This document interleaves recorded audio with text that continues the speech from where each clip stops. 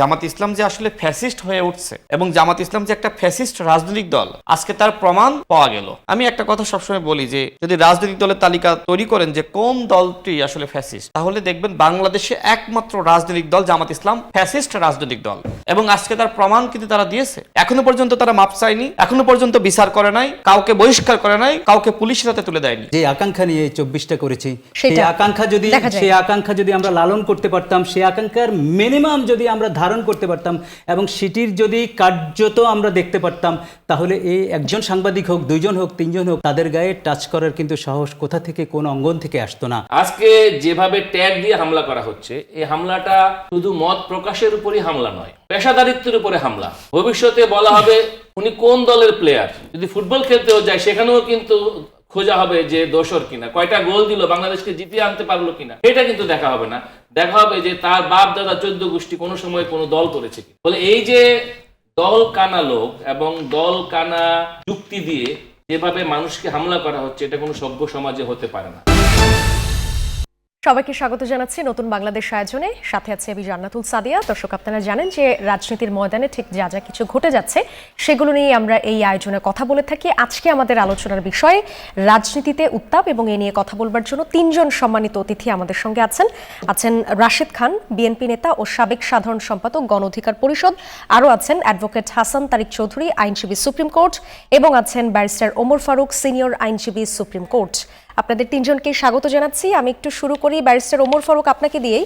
আজকে নিশ্চয়ই আলোচিত একটা ঘটনা, সবাই এর মধ্যে জেনে গেছেন যে ধানমন্ডিতে জামায়াতের মিছিলের যে কার্যক্রমটা ছিল, সেখানে কার্যক্রম নিষিদ্ধ আওয়ামী লীগের দোসর আখ্যা দিয়ে একজন সাংবাদিককে মারধরের ঘটনা ঘটেছে, এবং এতে মাহফুজুর রহমান শিশির নামে একজন সাংবাদিক আহত হয়েছেন। আমরা সবাই আসলে স্বাধীন গণমাধ্যমের কথা বলি, স্বাধীন সাংবাদিকতার কথা সব রাজনৈতিক দলই বলে আসে। সেই জায়গা থেকে মানে এই স্বাধীন গণমাধ্যম বা স্বাধীন সাংবাদিকতাটা আসলে কি করে হবে? সেটা কি মব করে, বা সাংবাদিককে দোসর বা কোনো টার্গেট করে বা আখ্যা দিয়ে, কোনো কিছু আখ্যা দিয়ে সেই যদি হামলা হয়, সেই ক্ষেত্রে রাজনৈতিক দলগুলোর দায় কতটা, আপনার কি মনে হয়? ধন্যবাদ আপনাকে। সাংবাদিক, লয়ার, ইঞ্জিনিয়ার, ডাক্তার, এরা প্রফেশনাল। পৃথিবীর বহু দেশে প্রফেশনালদের সংগঠন থাকে, অরাজনৈতিক সংগঠন। বিস্ময়করভাবে এশিয়ান কান্ট্রিতে বাংলাদেশ মনে হয় নাম্বার 1 হবে, যে প্রফেশনাল বডিগুলো সম্পূর্ণ রাজনৈতিক এবং সম্পূর্ণ আনুগত্য নিয়েই করে। আপনি যে সাংবাদিকের কথা বলছেন, এরা তো আয়না বলে, তাই না? সে আয়না, আমরা আয়না আর দেখিনি। অনেক বছরের প্র্যাকটিস, তার মধ্যে ভালো সাংবাদিক ছিল। আমি মুসা সাহেবের কথা বলি, নির্মল সেনের কথা বলি, রফিক আজাদের কথা বলি, ছিল। কিন্তু আমরা এটা হারিয়ে ফেলেছি। তো আমরা দীর্ঘ কয়েকদিন, গত 17 বছরে তো এটা আরও ব্যাপকভাবে নষ্ট হয়ে গিয়েছে। তো সুতরাং আজকে যেটি এই প্রফেশনাল বডিগুলো রাজনীতিকরণের কারণে এবং রাজনীতির নিজের ইচ্ছায় কত বেশি আনুগত্য প্রকাশ করবে সরকারি দলকে, সেটির দিকে যাওয়ার কারণে আমাদের নষ্ট হয়ে গিয়েছে। নাহলে একজন সাংবাদিককে টাচ করা, এটা কিন্তু উন্নত দেশে এটা কিন্তু ভয়াবহ। বিভাজনের কারণে আমরা এই ঔদ্ধত্য দেখাচ্ছি। আর আমি একজন সাংবাদিক কি জামাত, সাংবাদিক কি বিএনপি, সাংবাদিক কি আওয়ামী লীগ, এই ট্যাগ তো প্রশ্নেই আসে না। সাংবাদিক তো সে সবার, সাংবাদিক সত্যের, সাংবাদিক মিথ্যার সাথে আপোষ করবে না। তাই তো সাংবাদিক নিজস্ব কোনো বয়ানে যাবে না, সে যেটি দেখবে, যেটি সে প্রকাশ করবে, সেটি সত্য। এটিই তো আমাদের দেশে সচিবালয় থেকে সাংবাদিকতা করে আন্তর্জাতিক পুরস্কারও পেয়েছে আমাদের মেয়ে সাংবাদিক, এটিও তো আছে। তো সুতরাং আমি যেটি আপনাকে বলছি, যে কোনো রাজনৈতিক দল যদি কোনো সাংবাদিককে কোনো ট্যাগ করে, যদি তার উপর আক্রমণ করে তার প্রফেশনাল ডিউটি চলাকালীন সময়ে, এটি অবশ্যই কাম্য নয়। জি, সেই জায়গা থেকে বলছি, ধরেন আওয়ামী লীগের সময় যেটি আপনি বলছিলেন যে বিভিন্ন ট্যাগ দিয়ে রাজনৈতিক একটা দমন পীড়নের কালচার ছিল, সেই জায়গা থেকে যেহেতু 24-এ একটা বিশাল পরিবর্তন এসছে, তারপরে আসলে এই ধরনের ট্যাগ দিয়ে অ্যাটাক করা যায় কিনা? আসলে সবচেয়ে বড় কথা হলো, আমরা 24 থেকে তেমন কিছুই শিখিনি, আমার উপলব্ধি। কারণ 24-এ আমি সম্পৃক্ত ছিলাম নানাবিধ কারণে, আপনারা হয়তো জানেন। যখন অকাতরে গুলি করে আমার 1400 লোককে হত্যা করে, যখন 30,000 পঙ্গু করে, যখন ডিটেইন করে আমার সমন্বয়কদেরকে, বীরদেরকে, তখন সুপ্রিম কোর্টে যে 6 জন লয়ার আমরা এটার বিরুদ্ধে আমরা রিড করেছি, সেটার আমি একজন আইনজীবী। তো আমার ফ্রাস্ট্রেশনের জায়গায়, আপনি যে প্রশ্ন করেছেন, আমার ফ্রাস্ট্রেশনের জায়গা অনেক। আমার কি এই 24-এর থেকে আমরা কি কোনো কিছু নিয়েছি? বরঞ্চ অ্যাবসলিউট মেজরিটি নিয়ে ক্ষমতায় এসে প্রথমেই 24-এর যেই আমরা সনদের কথা বলি, তারপরে আমরা জুডিশিয়াল সেপারেশনের কথা বলি, তারপরে আমরা বিভিন্ন প্রতিষ্ঠানে, সাংবিধানিক প্রতিষ্ঠানে নিয়োগ কীভাবে হবে তার কথা যখন বলি, এগুলো সব যখন অধ্যাদেশ আকারে আসলো সব বাতিল করা হলো। অর্থাৎ ফ্রাস্ট্রেশনের জায়গা অনেক ভয়াবহ। অর্থাৎ যে সাংবাদিকতাটা এই 24-এ তো অনেক ভালো ভালো সাংবাদিকরা অনেক ভালো ভালো সংবাদ প্রকাশ করেছে এবং 24-এর পক্ষে ছিল, তারাও তো আজকে হারিয়ে গেছে, তাদেরকে পুরস্কৃত করা হয়েছে। আজকে সাংবাদিক যে অ্যাসোসিয়েশনগুলো আছে, আমি কোনোটাকে দেখিনি যে 24-এ এই ভূমিকার জন্য ওকে পুরস্কৃত করা হলো, 24-এর ভূমিকার জন্য তাকে এই সনদ দেওয়া হলো, 24-এর এই ভূমিকার জন্য তাকে সিও বানানো হলো। অর্থাৎ আমি বলছি, আমরা যে আকাঙ্ক্ষা নিয়ে এই 24টা করেছি, সেই আকাঙ্ক্ষা যদি আমরা লালন করতে পারতাম, সেই আকাঙ্ক্ষার মিনিমাম যদি আমরা ধারণ করতে পারতাম এবং সেটির যদি কার্যত আমরা দেখতে পারতাম, তাহলে এই একজন সাংবাদিক হোক, 2জন হোক, 3জন হোক, তাদের গায়ে টাচ করার কিন্তু সাহস কোথা থেকে, কোন অঙ্গন থেকে আসতো না। আমি মনে করি না কোনো রাজনৈতিক দল, এখনো মনে করি না রাজনৈতিক দল দলীয়ভাবে সিদ্ধান্ত নিয়ে কারোর উপর আঘাত করবে। আর যারা আঘাত করেছে এদেরকে ধরা তো ইজি, অনেক অনেক তো সুতরাং আমি মনে করি আইনশৃঙ্খলা যারা বাহিনী আছেন তারা এটা সত্য অনুসন্ধান করবেন এবং সেই সত্য অনুসন্ধান করে, অর্থাৎ আপনি শাস্তির আওতায় যদি কোথাও না আনেন, দায়ের ভিতর যদি না আনেন, দায়হীন যদি রাখেন, তাহলে কখনো আপনার এই পরিসমাপ্তি ঘটবে না। অর্থাৎ আপনি শুভ সুন্দর ভালোর জন্য আপনি যেই 24-এর কথা বলছেন সেটি অধরা। অনেক অনেক অনেক অনেক ধন্যবাদ অ্যাডভোকেট হাসান তারিক চৌধুরী। আপনার কাছে আসি, ট্যাগ করে যে এই রাজনীতিটা হচ্ছে সেটাকে আসলে কিভাবে দেখেন? এটা মত প্রকাশের স্বাধীনতায় তো আঘাত বটেই, আপনার একটু মন্তব্য শুনি। দেখুন, আমি গোটা ব্যাপারটাকে দেখতে চাই একটা আইনহীনতার পরিস্থিতি হিসেবে। কথা ছিল দেশে আইনের শাসন তার যাত্রা শুরু করবে, তো যাত্রা শুরুর প্রাককালেই আমরা মব নামক দানবের কাছে বন্দী হয়ে গিয়েছি এবং মবের যে সংস্কৃতির বিরুদ্ধে আওয়াজ উঠেছিল সেই আওয়াজটি কিন্তু ধীরে ধীরে ম্রিয়মান হয়ে গিয়েছে এবং এই মবের নতুন রাজত্ব আমরা দেখতে পাচ্ছি। এবং সেই মবটা কিভাবে হয়? সেই ম্যাপটা হয় ট্যাগ দিয়ে। সেই মবটা কিভাবে হয়? বিরোধী আখ্যা দিয়ে। মানে অর্থাৎ গণতন্ত্রের যে ভাষা, বিরোধী মতকে সহ্য করা, সমালোচনাকে সহ্য করা, এটাকে যখন লঙ্ঘন করা হয় তখনই কিন্তু মবের লেজিটিমেসি, মবের পক্ষে সম্মতি উৎপাদন করা হয়। আজকে যেভাবে ট্যাগ দিয়ে হামলা করা হচ্ছে, এই হামলাটা শুধু মত প্রকাশের উপরই হামলা নয়, পেশাদারিত্বের উপরে হামলা। ভবিষ্যতে বলা হবে উনি কোন দলের প্লেয়ার। যদি ফুটবল খেলতেও যায় সেখানেও কিন্তু খোঁজা হবে যে দোষর কিনা, কয়টা গোল দিল, বাংলাদেশকে জিতিয়ে আনতে পারলো কিনা, সেটা কিন্তু দেখা হবে না। দেখা হবে যে তার বাপ দাদা 14 গোষ্ঠী কোনো সময় কোনো দল করেছে কিনা। বলে এই যে দল কানা লোক এবং দল কানা যুক্তি দিয়ে যেভাবে মানুষকে হামলা করা হচ্ছে, এটা কোনো সভ্য সমাজে হতে পারে না। যার ফলে আজকে শুধু সাংবাদিক না, আগামীকাল দেখবেন যে একজন আর্টিস্টের উপরে হামলা হবে, অন্য কোনো পেশাজীবীর উপরে। আপনি দেখেন যারা শিল্পী সমাজ, তাদের উপরে হামলা, অভিনেতার উপরে হামলা হবে, খেলোয়াড়ের উপরে হামলা হবে। না, সেগুলো তো হয়েছে, আমরা ইউনুস আমিলেও কিন্তু দেখেছি যে বিভিন্ন কালচারাল প্রোগ্রামগুলো লম্বা আমল নামা ইন্টারিমের পিরিয়ডে যা হয়েছে, অর্থাৎ ইন্টারিমের পিরিয়ডে মবের নামে যে জঙ্গলি শাসন কায়েম করা হয়েছে, সেই ইতিহাস, সেই আমল নামা, সেই মহাকাব্য অনেক লম্বা। হয়তো কোনো একদিন হয়তো এর তদন্ত হবে এবং বিচার হবে। কিন্তু আমরা একটা নির্বাচনের মধ্য দিয়ে যখন বহুদলীয় গণতন্ত্রের পথে যাত্রা শুরু করলাম, যখন দেশে একটি নির্বাচিত পার্লামেন্ট আছে, যখন সেখানে একজন ভোকাল স্বরাষ্ট্রমন্ত্রী আছে, তখন আমরা আশা করেছিলাম যে পেশাজীবীরা, সাধারণ মানুষরা, নাগরিকরা অন্তত রাস্তাঘাটে তার নিরাপত্তার জায়গাটা ফেরত পাবে। তো সেই আলামতটা আমরা দেখতে পাচ্ছি না এবং দেখা যাচ্ছে যে ট্যাগ দিয়ে হামলা করা এখন সবচেয়ে সহজ মাধ্যম। পছন্দ হলো না, ট্যাগ দিয়ে হামলা করে দেওয়া, এবং ট্যাগটা সত্যি কিনা এটা প্রমাণ হবে অনেক পরে। এই যে মাস্তানতন্ত্র, এই যে মততন্ত্র, এটা কখনো গণতন্ত্রের জন্য, মত প্রকাশের জন্য সহায়ক হতে পারে না। এবং এর বিরুদ্ধে যদি রাষ্ট্র ইমিডিয়েট পদক্ষেপ না নেয়, এর জন্য চরম মূল্য একদিন আমাদেরকে দিতে হবে। জি, অনেক অনেক ধন্যবাদ। রাশেদ খান, আপনার কাছে যাই। আমরা দেখছিলাম যে গতকালকে মবক্রেসি শব্দ নিয়ে জামায়াতের একটা আপত্তি আছে এবং সংসদে এটা নিয়ে কথা হচ্ছিল। তখন জামায়াত নেতা শফিকুর রহমান তিনি বললেন যে মবক্রেসি শব্দটা আসলে কোনো ভালো মিনিং ক্যারি করে না এবং এটা একটা অবজেকশনেবল বা আপত্তিকর শব্দ। প্রশ্নটা হচ্ছে আপনার কাছে যে মবক্রেসি শব্দ নিয়ে জামায়াতের আপত্তি আমরা দেখছি, কিন্তু তাদের মিছিলে যখন মব হচ্ছে সেই মবক্রেসি আচরণ নিয়ে তাদের আসলে কি কোনো আপত্তি আছে কিনা, আপনার চোখে কি পড়ে একটু শুনি। সবাইকে সালাম এবং শুভেচ্ছা।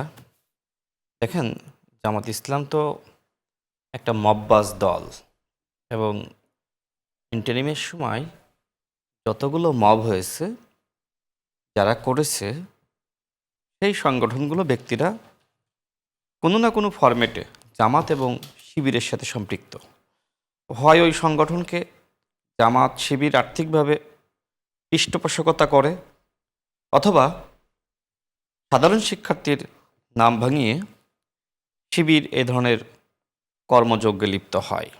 আজকে যে ধরনের ঘটনা ঘটেছে এটা অনাকাঙ্ক্ষিত, দুঃখজনক। আমাকে কয়েকজন সাংবাদিক সাথে সাথে ভিডিও এবং ছবি পাঠিয়েছে। আমি দেখার সাথে সাথে অবাক হয়ে গেলাম যে জামাত শিবির, আমরা দেখেছি যে আওয়ামী লীগ সময়ে শিবির তকমা দিয়ে মানুষকে নির্যাতন করা হয়েছে। ঠিক একই পথে, একই ধাঁচে, একই স্টাইলে এখন জামাত এবং শিবির সাংবাদিকদেরকে লীগ তকমা দিয়ে পিটাচ্ছে, গণপিটনি। ওই সাংবাদিক তো ওইখানে মারা যেতে পারতো, জি, পারতো না।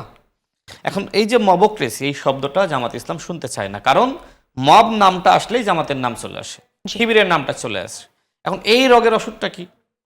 ঢাকা বিশ্ববিদ্যালয়ে আমরা দেখতাম যে কয়েকজন প্রায় মব সৃষ্টি করত, এর উপর ওর উপর, এই দাবি সেই দাবি, নানান কথাবার্তা। এরপরে যে সময় আরও একটি শিক্ষার্থীরা বা রাজনীতি করে, তারা যে সময় এই মবের বিরুদ্ধে প্রতিরোধ গড়ে তুললো, এরপর ঠান্ডা হয়ে গেছে।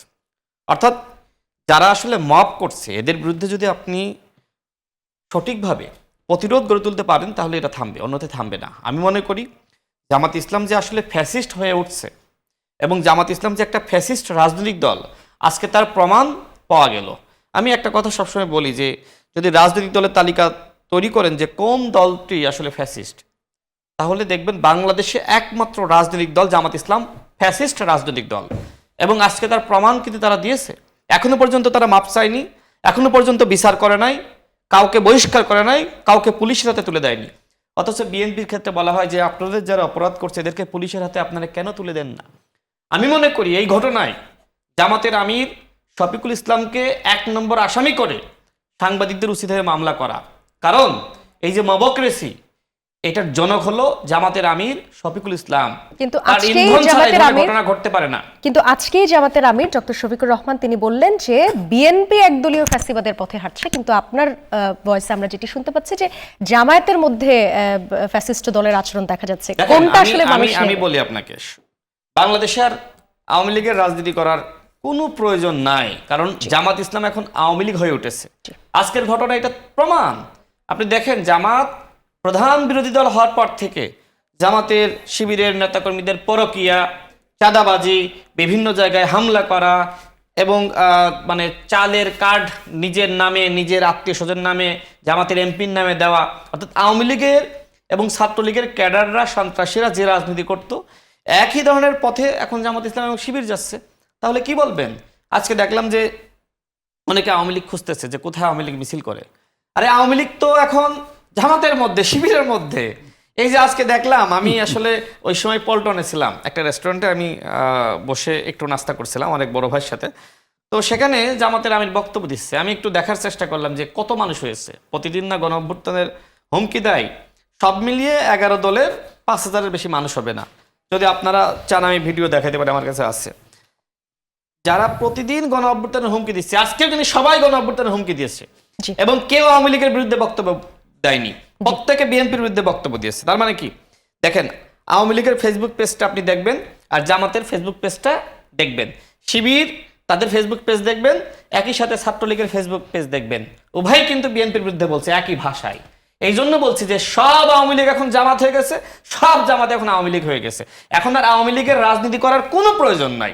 এখন আওয়ামী লীগের পুরো চরিত্র ধারণ করেছে জামাত ইসলাম। দেখেন, জামাত ইসলাম তো সবসময় অভিযোগ করে যে আপনার বিএনপি নাকি আসলে পুনর্বাসন করছে। একটু যদি আপনাকে বলি, এর আগে যে ঘটনা ঘটেছিল যে ফরিদপুর 1 আসনের এমপি কয়েকদিন আগে সে বলেছে যে আওয়ামী লীগের লোকজন যদি আমাদেরকে ভোট না দিত আমরা কি এতগুলো আসন পেতাম। গণ অভ্যুত্থানের ঠিক পরপর জামাতের আমির কি বলেছিল? জামাতের আমির বলেছিল সবাইকে সাধারণ ক্ষমা ঘোষণা করা হলো, কারণ আওয়ামী লীগের ভোটটা তাদের লাগবে। তাহের সাহেব জামাতের একজন প্রভাবশালী নেতা, তিনি বললেন যে মুজিব ভাইয়ের যত সৈনিক আছেন সব এখন জামাতের সৈনিক হয়ে যান, মানে সব আওয়ামী লীগ এখন জামাত হয়ে যান। এরপরে দেখেন যে আওয়ামী লীগের যারা আছেন যদি জামাতে আপনারা যোগদান করেন আপনাদের সবার দায়িত্ব আমার, এই কথা বলেছিল জামাত নেতা লতিফুর রহমান। এই কথাগুলো তো আমরা সবাই শুনেছি, ভাই আপনারা শোনেন নাই? এই কথাগুলো তারা বলেছিল। নাহিদ ইসলামের বক্তব্য শোনেন, নাহিদ ইসলাম বলেছিল যারা ছাত্রলীগের আছেন, যারা অপরাধ করেননি তারা এখন চাইলে আমাদের দলে যুক্ত হইতে পারেন। তাহলে আওয়ামী লীগের পুনর্বাসন কারা করতেছে? নাহিদ ইসলাম করতেছে, শফিকুর রহমান করতেছে, জামাতের নেতারা করতেছে, তাহের ভাইরা করতেছে, আর দোষ হচ্ছে বিএনপির। আজকে সারা বাংলাদেশে যদি আপনি দেখেন সবার আগে ছাত্র দল নেমেছে, বিএনপি নেমেছে। এখন বিএনপি, ছাত্র দল, যুব দল যে সময় নামলো, জামাত ইসলাম, এনসিপি দেখলো আমাদের তো রাজনীতি নাই, আমাদেরকে তো বলা হবে ফ্যাসিবাদের দশর, তখন তারা নেমেছে, তখন তারা ওই যে 32-এর সামনে গিয়েছে। আচ্ছা 32-এর সামনে তো কোনো ছাত্রলীগ আওয়ামী লীগ ধরতে পারলেন না। এখন সাংবাদিককে দেখে আপনার মনে হলো যে এটা ছাত্রলীগ, এটা যুবলীগ, মানে সাংবাদিকদের উপর এত রাগ কেন আপনার? আজকে আমি কতিপয় সাংবাদিককে ধন্যবাদ জানাতে চাই। কয়েকজন সাংবাদিক বলেছে যতক্ষণ না পর্যন্ত জামাতের আমির ক্ষমা চাবে, 24 ঘন্টার মধ্যে ক্ষমা না চাইলে জামাতের সমস্ত সংবাদ আমরা প্রত্যাহার করব, আমরা কোনো তাদের নিউজ প্রকাশ করব না। আমি তাদেরকে ধন্যবাদ জানাই। এই জামাত শিবির যে ফ্যাসিস্ট হয়ে উঠছে, আজকে সংসদে যে বক্তব্য দিয়েছে নিশ্চয়ই আপনি খেয়াল করেছেন যে জামাতের এমপি শফিকুর রহমান তিনি কি বলেছেন? তিনি বলেছেন জাতীয় সংসদে যে মির্জা আব্বাস সাহেব তার ব্যাপারে যে গুজবের ডালপালা শহীদ উসমান হাদি প্রসঙ্গে, সেই গুজবে আগুনে ঘি ঢেলেছে মমতা বন্দ্যোপাধ্যায়ের বক্তব্য যে আমি যদি নাম বলে দিই তাহলে বাংলাদেশে একটা বিশাল উতাল পাতাল সৃষ্টি হবে, এই কথা বলেছেন। এর মধ্য দিয়ে তিনি এক ধরনের শয়তানি করেছেন শফিকুল ইসলাম মাসুদ সাহেব যে মির্জা আব্বাস সাহেব উসমান হাদি হত্যাকাণ্ডের সাথে জড়িত। অথচ আমরা শুনেছি উসমান হাদির আপন বড় ভাই অমর হাদি তিনি বলেছেন, ফেসবুকে পোস্ট করেছেন যে আমার ভাইয়ের হত্যার পিছনে জামাতের একজন পিএস জড়িত। এমনকি এখনো পর্যন্ত আমরা জানলাম না যে এই খুনি ফয়সালের সাথে উসমান হাদির আসলে পরিচয়টা কে করিয়ে দিল। আমরা যতটুকু শুনেছি যে জামাতের সেক্রেটারি জেনারেলের ছোট সেলের মাধ্যমে মূলত এই উসমান হাদির সাথে পরিচয় হয়েছিল। আচ্ছা একজন পরিচয় করিয়ে দিতেই পারে, কিন্তু এর জন্য আমি তাকে দায়ী করছি না। কিন্তু কথা হলো যে সময় দায়টা আসতেছে জামাতের উপরে, জামাত সেই দায়টা বিএনপির উপর দিয়ে দিচ্ছে। এই জন্য যে সময় নাসিরউদ্দিন পাটোয়ারির উপর ঝিনাইদহের ডিম নিক্ষেপ হয়েছিল, আমি বলেছিলাম মূলত যেমনি ভাবে শহীদ উসমান হাদিকে হত্যা করে জামাত ইসলাম বিএনপির উপর দায় চাপিয়ে রাজনীতি করতে চেয়েছিল, কিন্তু তাদের সেই উদ্দেশ্য হাসিল হয়নি। ঠিক একইভাবে ঝিনাইদহে এই ধরনের ঘটনা ঘটিয়ে আমরা দেখেছিলাম যে নাসিরউদ্দিন পাটোয়ারির সাথে শিবিরের ক্যাডার, তাদের হাতে অস্ত্র, অর্থাৎ নাসিরউদ্দিন পাটোয়ারিকে হত্যা করে শেষ করি 10 সেকেন্ডে রাজনৈতিক ফায়দা নিয়ে একটা আন্দোলন বিএনপির বিরুদ্ধে গড়ে তুলতে চেয়েছিল। এই যে প্রতিদিন গণ অভ্যুত্থান হুমকি দিচ্ছে 3 দিনে পতন ঘটিয়ে দিবে, 16 দিনে পতন ঘটিয়ে দিবে, অথচ বছরের পর বছর ওই মগবাজার জামাতের কার্যালয়ে একটা সামান্য তালা ঝুলছিল। একজন বিপ্লবীকে দেখি নাই, একজন শিবিরের নেতাকে দেখি নাই, একজন বর্তমান জামাতের এমপিকে দেখি নাই যে তালা খোলার জন্য গিয়েছে। এখন এই মুক্ত দুনিয়ায় বিশাল বিপ্লবী। জি, অনেক অনেক ধন্যবাদ। একটা বিরতি নিয়ে আসছে দর্শক, দেখছেন নতুন বাংলাদেশ। একটা বিরতি নিয়ে ফিরছি, আবারও সাথেই থাকুন। বিরতির পর আরো একবার স্বাগত জানাচ্ছি, আপনারা দেখছেন নতুন বাংলাদেশ। যাব আলোচনায়। ব্যারিস্টার ওমর ফারুক, আপনার কাছে আসি। আওয়ামী লীগের ৭৭তম প্রতিষ্ঠা বার্ষিকী, এটা এমন একটা সময় পড়লো যখন দলটা একটা আসলে মানে বিশাল গভীর সংকটের মধ্য দিয়ে আছে। তো সেই জায়গা থেকে এখন দেখা যায় যে আওয়ামী লীগ পুনর্বাসন নিয়ে একটা পাল্টাপাল্টি অভিযোগ আসলে শোনা যায়। যেমন কিছুক্ষণ আগে আমাদের আলোচকও বলছিলেন যে এখন জামায়াত এবং আওয়ামী লীগ আসলে ইকুইভ্যালেন্ট হয়ে গেছে। সেই জায়গা থেকে আপনার কাছে প্রশ্ন হচ্ছে, ধরেন দুই পক্ষ যে পাল্টাপাল্টি অভিযোগটা আসলে করছে, যে কেউই পুনর্বাসন করতে পারে, আপনার কি মনে হচ্ছে যে কারা আদতে পুনর্বাসন করতে পারে আওয়ামী লীগকে, লাভটা কাদের? ধন্যবাদ আপনাকে।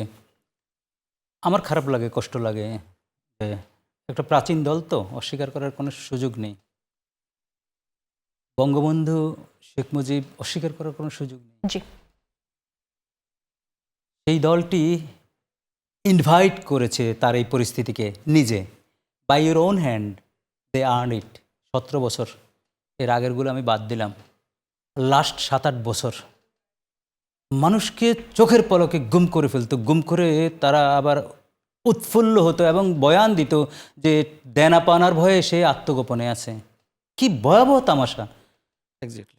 এই যে 1.5 মাসের ব্যবধানে, ওহ মাই গড, আমরা তো তখন ফাইট করি, অসম যুদ্ধ, কিভাবে ফায়ার করেছে আমার কেনা অস্ত্র দিয়ে, আমার কেনা খাকি পোশাক দাঁড়িয়ে, আমার টাকায় বেতনে, আমার টাকায় গাড়ি চড়ে আমার বিরুদ্ধে বন্দুক তাক করেছে এবং আজ পর্যন্ত একটু ক্ষমাও চাইলো না। আজকের এই পরিস্থিতি আমার মায়া হয়, আবার সাথে সাথে ঘৃণাও হয়। আজ অবধি একটা আওয়ামী লীগেরকে আমি শুনিনি যে, একটা আওয়ামী লীগের বলতে যারা পদপদবীরা, যে আমাদের ভুল হয়েছে, কিন্তু সাধারণ আওয়ামী লীগ যারা তাদের আমলে নিষ্পেষিত হয়েছে তাদের দ্বারা, তারা মোটামুটি বলতেছে। আপনি যে প্রশ্নটা করেছেন যে 77 বছরে এসে আজকে তারা যে অবস্থায় পতিত হয়েছে, এখন সবাই তাকে নিয়ে টানাটানি, ভোটের সময় কিন্তু সবাই টানাটানি করেছে, সবাই সেই ভোট ব্যাংকের কাছে গেছে। প্রত্যেকটা দল কিন্তু তাদের ভোটের জন্য কথা ছোট করে বলেছে। নিব। জি। তো আমি যেটি বলতে চাই সেটি হচ্ছে, প্রপার বিরোধী দল না থাকলে একটা দেশে ফ্যাসিজম খুব দ্রুতই চলে আসে। আজকে আপনি যে সাংবাদিক নিয়ে কথা বলছেন, একটু বলে নেই। আচ্ছা, এই সাংবাদিকের উপর অত্যাচার হয়েছে, রাইটলি রংলি, এটা বিচার করবে কে? দায়িত্ব কার? সরকারের তো। জি। সরকার যদি জামাত বিরোধী দল মনে করে তাকে গ্রেপ্তার না করে, তাহলে দায় কার? সরকারের। সরকার যদি এই সাংবাদিককে প্রোটেকশন না দিতে পারে, দায় কার? সরকারের। প্রপার ট্রায়ালে যদি পুলিশ যদি ইনভেস্টিগেশন না করে অপরাধীকে ট্রায়ালে না নেয়, দায় কার? সরকারের। তাহলে কি আমার কথা হলো, একটা সরকারের সক্ষমতা কি? সক্ষমতা হলো আইনের কাছে সবাই সমান এবং যত বড় অপরাধী হোক তাকে ঢোকানো, বিচার করা। জি, অনেক অনেক ধন্যবাদ অ্যাডভোকেট হাসান তারিক চৌধুরী। আপনার কাছে আসি। আমরা দেখছিলাম যখন আওয়ামী লীগ ছিল তখন তারা বলতো যে স্বাধীনতা বিরোধী শক্তি থাকবে না। এখন আমরা শুনি ফ্যাসিবাদ যারা করেছিল, ফ্যাসিস্ট যারা, তারা থাকবে না। কিন্তু আমরা তখন দেখেছি যে জামায়াত তো কোনো না কোনোভাবে সেই রাজনীতিটা করতে পেরেছে। এখনকার যে সিচুয়েশন, আওয়ামী লীগও কি আসলে আবার রাজনীতিতে ব্যাক করবে কিনা, আপনার কাছে কি মনে হয়? ইতিহাস কি বলে? দেখেন, কোনো আদর্শকে কিন্তু হত্যা করা যায় না, কিন্তু অপশাসনকে হত্যা করা যায়, অপশাসনকে ঝেঁটিয়ে বিদায় করা যায়। বাংলার মানুষ একটি অপশাসনকে, একটা দুঃশাসনকে বিদায় করেছে। আমাদের মুক্তিযুদ্ধ, ব্যক্তি বঙ্গবন্ধুর নেতৃত্ব, অবদান এবং দল হিসাবে এই দেশের স্বাধীনতা আওয়ামী লীগের যে কন্ট্রিবিউশন, এটা তো ইতিহাস। একই সাথে এটাও ইতিহাস যে এই মুক্তিযুদ্ধের নাম ভাঙিয়ে দিনের পর দিন কিভাবে অপশাসন এই দেশের মানুষের উপর চাপিয়ে দেওয়া হয়েছে। ফলে যদি কোনো দল তওবা করে ফেরত আসে, তাকে ফিরে আসতে হবে জনগণের মন জয় করে, ক্ষমা প্রার্থনা করে এবং অগ্নি পরীক্ষায় উত্তীর্ণ হয়ে। এবং আজকে আমরা তো অনেক কিছু উত্থান দেখতে পাচ্ছি। একসময় যখন ঢালাও বলা হতো, এখনো কিন্তু ঢালাও বলা হচ্ছে। আপনি বাংলাদেশের একটি বড় দল আওয়ামী লীগ, এত তার সাপোর্টার্স, সমস্ত সাপোর্টারের বেসকে নষ্ট করে দিল তার লিডারশিপ, একটা ব্যর্থ নেতৃত্ব। এবং তাদেরকে তখন জনগণ বিভিন্ন নামে, বিভিন্ন ব্যঙ্গাত্মক নামে অভিহিত করেছে, তারপরেও তাদের লজ্জা হয় নাই, তারা ক্ষমতায় বসেছিল। ফলে হাজার হাজার কর্মীর আত্মত্যাগ এবং দলের দীর্ঘদিনের যে ইতিহাসকে তারা পলিটিক্যালি কিল করেছে এবং এই কিলিং এর কাফারা এখন তারা দিচ্ছে। জি, অনেক ধন্যবাদ। জি, অনেক অনেক ধন্যবাদ। রাশেদ খান, আপনার কাছে আসি। আপনি কিছুক্ষণ আগে যেমন বলছিলেন যে জামায়াত এবং আওয়ামী লীগ আসলে এখন এক হয়ে গেছে। আমরা দেখছিলাম যে জামায়াতের সেক্রেটারি জেনারেল মিয়া গোলাম পরোয়ার, তিনি বলছেন যে সরকার আওয়ামী লীগকে পুনর্বাসনের চেষ্টা করছে এবং জামায়াত এখন একটি বিপ্লবের স্বপ্ন দেখছেন। কিভাবে দেখেন? এনসিপির আহ্বায়ক নাহিদ ইসলাম, তিনি জামাত নেতৃত্বাধীন জোটে যুক্ত হওয়ার আগে যে কথা বলেছিলেন, দেশের মানুষ জামাতের নেতৃত্বকে গ্রহণ করবে না। নাহিদ ইসলামের বক্তব্যের সাথে আমি একমত। এদেশের মানুষ জামাতের নেতৃত্ব মেনে রাজপথে নামবে না। আজকে পানির ট্যাঙ্কির সামনে, পুরানো পল্টন পানির ট্যাঙ্কির সামনে তারা সমাবেশ করেছে। আমি তো বলছিলাম 5,000, ভাইদেরকে ভিডিও দেখালাম, তারা বললেন যে এখানে 3,000ও হবে না। দেখেন, আজকে মানুষ জামাতের আহ্বানে রাজপথে নামছে না। ঠিক একই সমাবেশ যদি বিএনপি করত, পল্টন এরিয়ার অলি গলি আপনি মানুষ রাখার ঠাঁই পেতেন না। তো সেটাই বলবো যে তারা যতই চিল্লাপাল্লা করুক না কেন, এই চিল্লাপাল্লা দিয়ে কোনো কাজ হবে না। জামাতের নেতৃত্ব মেনে দেশের মানুষ রাজপথে নামবে না। তবে এনসিপির একটি সম্ভাবনা ছিল, আমাদের ব্যারিস্টার ওমর ফারুক ভাইরা সেই সম্ভাবনা দেখেই কিন্তু এনসিপিতে যুক্ত হয়েছিলেন। যেমন ডাক্তার জারারা, তারা বিদেশ থেকে বাংলাদেশে চলে এসেছিলেন শুধুমাত্র একটি নতুন রাজনৈতিক দলের নেতৃত্বে এদেশের জনগণের কল্যাণে কাজ করার জন্য। তারাও মুখ ফিরিয়ে নিয়েছেন যে সময় এনসিপি জামাতের জোটে যুক্ত হয়েছে। বর্তমানে এনসিপিকে আর এনসিপি বলা যায় না, এটা এখন আসলে জামাতের একটি শাখায় পরিণত হয়েছে। মানে এনসিপি এখন জামাতের মস্তিষ্ক দ্বারা পরিচালিত হচ্ছে। আব্দুল্লাহিল বাকি তিনি এনসিপি ঘনিষ্ঠ একজন অ্যাক্টিভিস্ট, তিনি ফেসবুকে পোস্ট করেছেন যে এনসিপির 6 জন শীর্ষ নেতা কোনো না কোনো ফরম্যাটে শিবিরের সাথে সম্পৃক্ত ছিল। দেখেন, যারা অতীতে শিবিরের সাথে বিভিন্ন ফরমেশনে ছিল তাদেরকে শুধুমাত্র কিন্তু তারা এনসিপি জামাত যদিও পাশ বলে যে করিয়েছে। তারা এটি আদর্শগত জোট করেনি, আপনার না, কাছে এটি কি এইগুলো মনে হয়? ফালতু কথাবার্তা। শোনেন, আমি যে কথা বলছি শোনেন, যারা অতীতে শিবিরের সাথে কোনো না কোনো ফরমেশনে ছিল তাদেরকে শুধুমাত্র টাকা দিয়ে আর জনবল দিয়ে পাশ করিয়েছে। আর যারা আসলে কিছুটা নিরপেক্ষ বা জামাত বিরোধী ছিল তাদেরকে আসন ছাড়লেও তাদের পিছনে পর্যাপ্ত জনবল দেয়নি, তাদের পিছনে কাজ করে নাই, অর্থ খরচ করে নাই। এই জন্য আমার কাছে মনে হয় যে এনসিপি পুরো জাতির সাথে একটা প্রতারণা করেছে। যে কথা হাসনাত কাইম সাহেব রাষ্ট্র সংস্কার আন্দোলনের সভাপতি বলেছিলেন, দেখেন রাষ্ট্র সংস্কার আন্দোলনকে বিএনপি জোট থেকে বা যুগপৎ আন্দোলন থেকে বের করে আনলো যে আমরা আর যার সাথে যাই না কেন, জামাতের সাথে যাব না। সেই জামাতের সাথে এই তরুণরা গেল, এখনো সময় আছে। এখন যদি এনসিপি সঠিক ড্রাইভটা দেয়, স্বতন্ত্র রাজনীতি করে, এই বাংলাদেশে এনসিপির উত্থান হলে জামাতের পতন হবে। আমি একটা কথা বলেছিলাম যে খুব শীঘ্রই এই নিকৃষ্ট ফ্যাসিস্ট বিরোধী রাজনৈতিক দল জামাতের পতন হবে। অনেকে বিশ্বাস করছিলেন, আজকে সাংবাদিকদের উপর যেভাবে পিটিয়েছে, সংসদে তাদের মূর্খতা দেখেন। জি, অনেক অনেক দেখেন, ধন্যবাদ। একজন একটা 10 সেকেন্ডে বিরতি শেষ করি। জি। একজন এমপি বলছে যে আমার বাবা মুক্তিযোদ্ধা, খোঁজ নিয়ে দেখা গেল যে তিনি আসলে তার বাবার মৃত্যুর 10 বছর পরে জন্মগ্রহণ এবং করেছেন। তার বাবা জীবিত আছে। জি জি, অনেক অনেক ধন্যবাদ। একটা বিরতি নিয়ে আসছে, দর্শক দেখছেন নতুন বাংলাদেশ। একটা বিরতি নিয়ে আবারও ফিরছি, সাথে থাকুন। আরো একবার স্বাগত জানাচ্ছি, দেখছেন নতুন বাংলাদেশ। যাব আলোচনায়। রাশেদ খান, স্বাধীনতা বিরোধীদের রাজনীতি নিষিদ্ধ করতে সংসদের দাবি বিএনপির এক সংসদ সদস্যের, ঝালকাঠি 1 আসনের তিনি রফিকুল ইসলাম জামাল। তিনি বলছেন যে 71 সালে যারা বাংলাদেশের স্বাধীনতা চায়নি তাদের আসলে এই দেশে রাজনীতি করার অধিকার থাকা উচিত নয়, তাদেরকে আসলে নিষিদ্ধ করার তিনি একটা কথা বলেছেন। আমার কথা হচ্ছে আওয়ামী লীগও নিষিদ্ধ থাকবে, জামায়াত ইসলামী এখন নিষিদ্ধ, তাহলে সবাই যদি নিষিদ্ধ হয়ে যায় বাংলাদেশের রাজনীতিটা আসলে কারা করবে? দেখেন, আমাদের সবথেকে বড় ভুল হলো যারা স্বাধীন বাংলাদেশ চায়নি স্বাধীন বাংলাদেশে তাদের সংগঠন করার সুযোগ দেওয়া। এই ভুলটার খেসারত আমাদের এই বাংলাদেশ যতদিন থাকবে ততদিন আমাদেরকে দিতে হবে। দেখেন না, এখন দিতে হচ্ছে। এখন পুরোপুরি আওয়ামী লীগের চরিত্র ধারণ করেছে এই এনসিপি এবং জামাত। নাহিদ ইসলামের বক্তব্য শুনে আমি অবাক হয়েছি। তিনি বলছেন যেমনিভাবে আওয়ামী লীগের বিরুদ্ধে লড়াই করতে হবে একইভাবে বিএনপির বিরুদ্ধে লড়াই করতে হবে। জামাতের আমির একই কথা বলছে, আওয়ামী লীগের বিরুদ্ধে লড়াই করতে হবে, বিএনপির বিরুদ্ধে লড়াই করতে হবে। কিন্তু আপনি তো আওয়ামী লীগের বিরুদ্ধে লড়াই করছেন না। আপনি তো জাতীয় সংসদে আওয়ামী লীগের বিচার চান না। আওয়ামী লীগের নেতাদের বাড়ি বাড়ি গিয়ে আপনি বলেন যে আমাদেরকে ভোট দাও, আমরা তোমাদেরকে নিরাপত্তা দেব। যে সময় পুলিশ আওয়ামী লীগের নেতাদেরকে ধরতে যায় সে সময় জামাতের আমির কি করে, জামাতের অন্যান্য নেতারা কি করে, তারা ফোন দিয়ে বলে যে পুলিশ যাচ্ছে, ভেগে যাও। দেখেন নাই যে এনসিপির একজন নেতা ছাত্রলীগের মিছিলের প্রোটেকশন দিবে, সমকালে নিউজ হয়েছে, প্রত্যেকটা পত্রিকায় নিউজ হয়েছে। তাহলে বাংলাদেশে আমি তো আগেই বলেছি যে কিভাবে আওয়ামী লীগকে প্রোটেকশন দিচ্ছে জামাত ইসলাম। জামাতের আমির এই বাংলাদেশের সব থেকে বড় গাদ্দারি করেছে জুলাইয়ের সাথে। কিভাবে জুলাইয়ের পরপর সে বলেছে যে আওয়ামী লীগের সাধারণ ক্ষমা ঘোষণা করা হলো। তাহলে কি বলবেন? আজকে আওয়ামী লীগের পুরো চরিত্র ধারণ করেছে এই জামাত ইসলাম, এবং আজকে হয়তো তারা বাধ্য হয়ে মিছিল করেছে। আমি যে কথা বলছিলাম শোনেন, আজকের দিনে আওয়ামী লীগ নামতে পারে নাই, আওয়ামী লীগের সেই সাহসটা নাই। আর আওয়ামী লীগের কর্মীদেরকে আমি ধন্যবাদ জানাই যে আজকে তারা রাজপথে শেখ হাসিনার ফাঁদে পা দিয়ে নামে নাই। শেখ হাসিনা দেখলাম যে ফেসবুকে এখন কথা বলতেছে, মুখ দেখাইতে লজ্জা পাই। এখন শুধু অডিওতে কথা বলে, মুখ দেখাইতে যে হাসিনা লজ্জা পায়, সেই শেখ হাসিনার কথা শুনে কোনো ছাত্রলীগ যুবলীগের কর্মীরা, সাধারণ কর্মীরা নামবে না। আমি তাদেরকে ধন্যবাদ জানাচ্ছি যে আজকে তারা মাঠে নামে নাই। যদি তারা অরাজকতা করার চেষ্টা করে তাহলে সাধারণ মানুষই প্রতিহত করবে। মহাখালীতে দেখেন নাই যে 100 জন নেমেছিল, নারী সহ পুরুষ, ছাত্রলীগ আওয়ামী লীগের, সেখানে একজন শুধুমাত্র ধাওয়া দিয়েছে, সবাই ভেগে পালিয়েছে। ঠিক একইভাবে আজকে তারা সতর্ক হয়ে আসলে নামে না। এই জন্য আমি আওয়ামী লীগকে ধন্যবাদ জানাই, আর ভবিষ্যতে যাতে নামানোর চেষ্টা করে। জি, অনেক অনেক ধন্যবাদ। অ্যাডভোকেট হাসান তারিক চৌধুরী, আপনার কাছে একই প্রশ্ন, সবাই যদি নিষিদ্ধ হয়ে যায় তাহলে বাংলাদেশে আসলে রাজনীতিটা কারা করবে? দেখেন, নিষিদ্ধ হওয়ার ব্যাপারটা তো খুব আপেক্ষিক ব্যাপার। আমাদের দেশে যারা এই দেশটাকে স্বীকার করে নাই, তাদেরকে সাধারণ ক্ষমা ঘোষণা যারা করেছে তারাই আসলে প্রথম ঐতিহাসিক ভুলটা করে। এবং একটা আইন হয়েছিল বাংলাদেশে, দালাল আইন। এই দালাল আইন রহিত করা হয়েছিল যাতে করে এই যুদ্ধাপরাধী, এই দেশবিরোধী মুনাফিকদের বিচার না করা যায়। এটা আওয়ামী লীগ সরকার করেছিল।